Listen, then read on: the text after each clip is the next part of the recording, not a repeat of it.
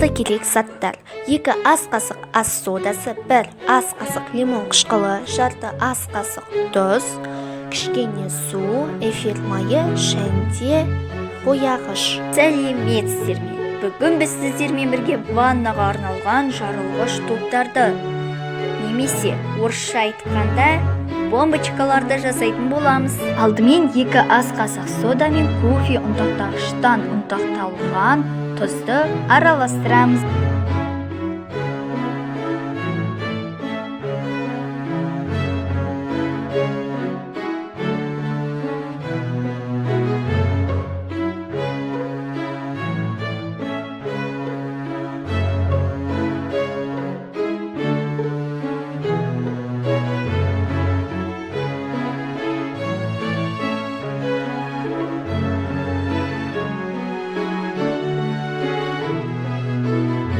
Одан кейін иісі ретінде эфир майынан 4-5 тамшы қосамыз.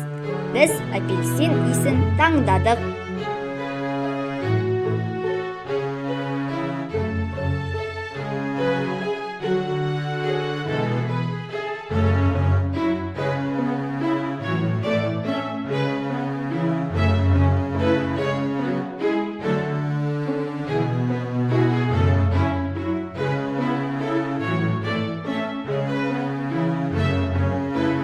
Оны араластырып болғаннан кейін біз қалауымызша ас бояуын қостық.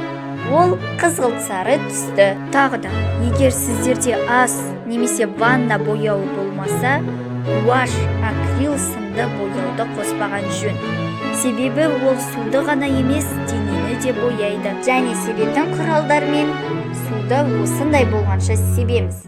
Негізінен 5-тен артық себу керек емес. Ал егер суды құр құятын болсақ, онда біздің реакциямыз жүріп кетеді.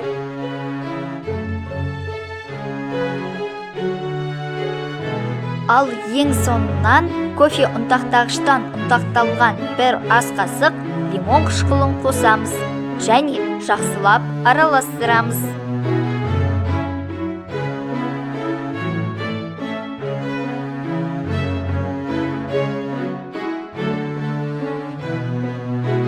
Міне дайын. Енді біз осыны ыдысымызға салып 24 сағатқа кептіріп қоямыз. Себебі қазір бұлар үгітіледі, ал уақыт өте келе қатты болады.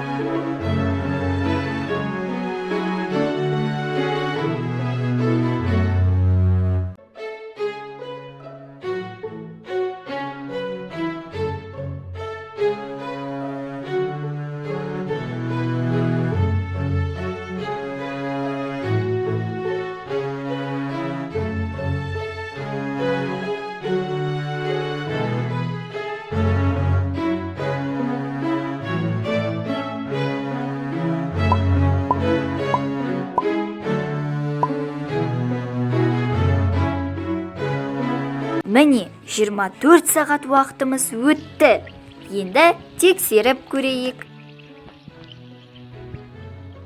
Байқап отырғандарымыздай, бұл апельсин шырынынан аумайды. Иісі де керемет.